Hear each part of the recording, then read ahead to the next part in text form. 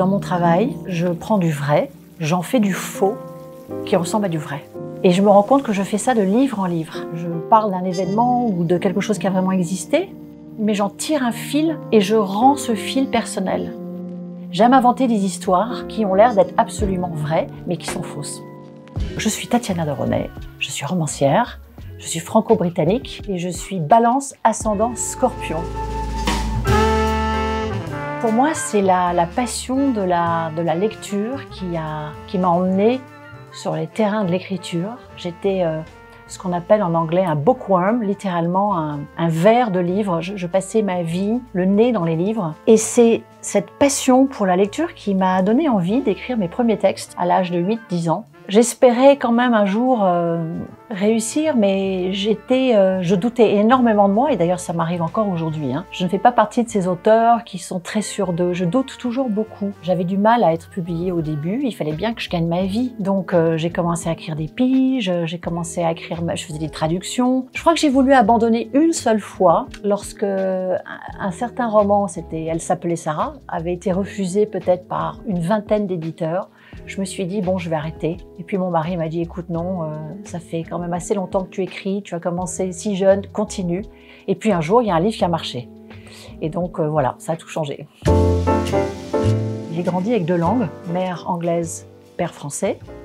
Donc je n'ai pas de langue maternelle, j'en ai deux. Pendant longtemps, on m'a fait comprendre qu'il fallait que je choisisse une langue sur l'autre et qu'ensuite quelqu'un d'autre me traduirait. Et donc en 2020, j'ai écrit un livre qui s'appelle Les fleurs de l'ombre et je n'arrivais pas à choisir la langue. Je me suis dit, bon, je vais faire les deux. Ça paraissait totalement ubuesque.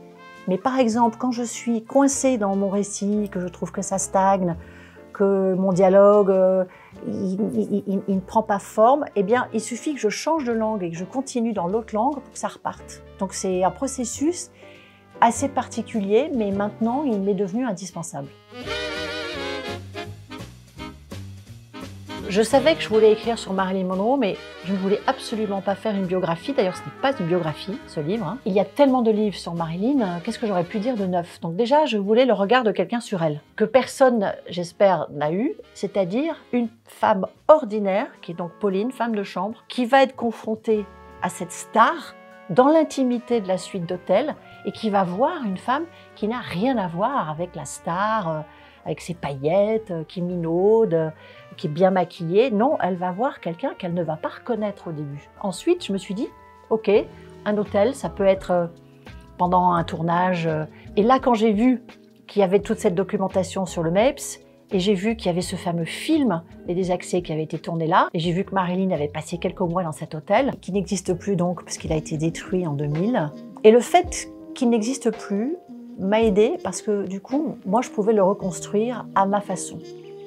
J'avais jamais écrit de roman sur cette partie de l'Amérique et je me suis totalement laissée aller. J'ai envie d'y aller, ça fait partie de mes projets d'aller au Nevada. Et donc quand mon mari disait non, elle n'est pas disponible, elle est au Nevada, je pense que bientôt ça va être vrai.